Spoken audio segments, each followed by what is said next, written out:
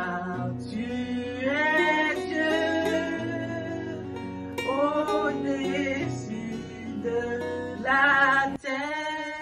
Mesdames et messieurs, bon matin. Nous sommes aujourd'hui le jeudi 27 janvier. Nous approchons tranquillement vers la fin. Il reste que quelques jours encore avant que le mois se termine. Donc, j'aimerais terminer en beauté avec le livre d'Esther parce qu'il y a beaucoup d'enseignements là-dedans. Il y a beaucoup de témoignages vivants. Il y a beaucoup de choses que Dieu a fait pour son peuple que nous, on peut l'appliquer même dans notre vie. Donc, aujourd'hui, on lit Esther 8, le verset 1 jusqu'au verset 17. Donc, je lis pour vous.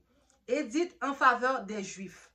En ce même jour, le roi Dasséus donna à la reine Esther la maison d'Aman, l'ennemi des Juifs, et Mardochée parut devant le roi, car Esther avait fait connaître la parenté qui l'unissait à elle. Le roi ôta son anneau qu'il avait repris à Aman et le donna à Mardochée.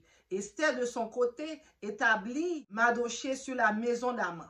Puis Esther parla de nouveau en présence du roi. Elle se jeta à ses pieds, elle pleura, elle le supplia d'empêcher les effets de la méchanceté d'Aman, l'égarguise et la réussite de ses projets contre les Juifs. Le roi tendit le sceptre d'or à Esther, qui se releva et resta debout devant le roi.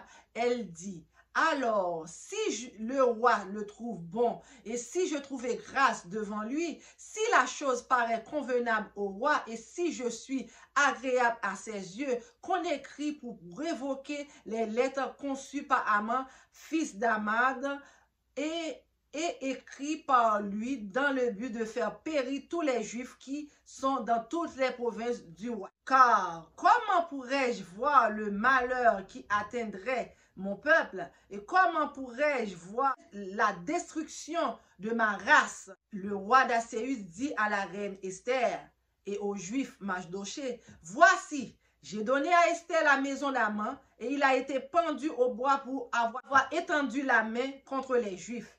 Écris donc en faveur des Juifs comme il vous plaira au nom du roi, et scellez avec l'anneau du roi, car une lettre écrite au nom du roi et scellée avec l'anneau du roi ne put être révoquée.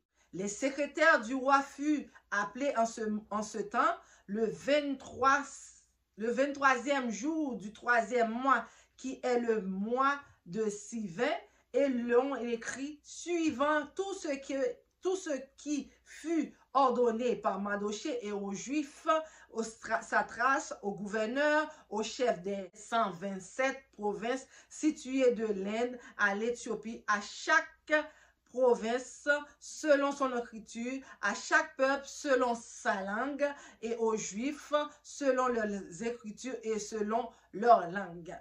On écrivit au nom du roi d'Asséus et l'on scella avec l'anneau du roi. On envoya les lettres par les courriers ayant pour monture des chevaux et des mulets nés de juments.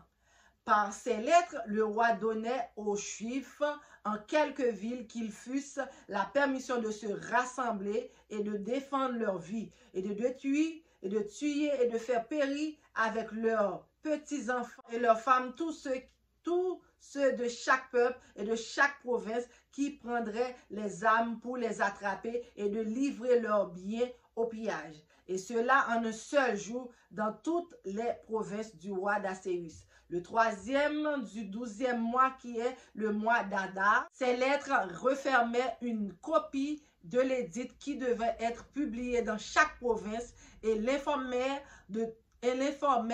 tous les peuples que les Juifs se tiendraient prêts pour ce jour-là à se venger de leurs ennemis.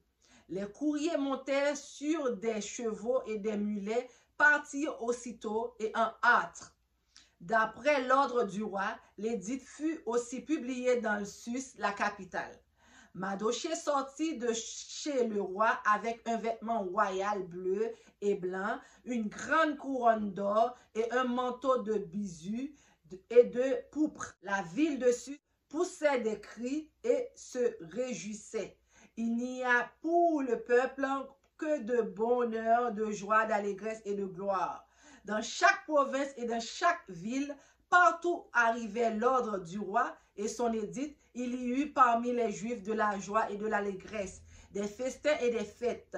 Beaucoup de gens d'entre les peuples du pays se fuient Juifs, car la crainte des Juifs les avait saisis. Amen, amen, amen. Mon Dieu, mon Dieu, mon Dieu, j'aime ça, j'aime ça, j'aime cette portion de lecture. Vous voyez comment Dieu continue à aider le peuple juif pour sortir de cette malheur pendier que Haman avait mis sur leur tête. Donc, quand vous mettez Dieu dans votre bac, vous sortirez gagnant à tout coup. Rien ne peut vous empêcher d'être gagnant parce que Dieu est dans votre bac. Hein? Il faut mettre Dieu en toutes circonstances dans vos affaires. Si vous voulez prospérer, si vous voulez réussir, si vous voulez progresser dans votre vie, mettez Dieu dans vos affaires en tout temps.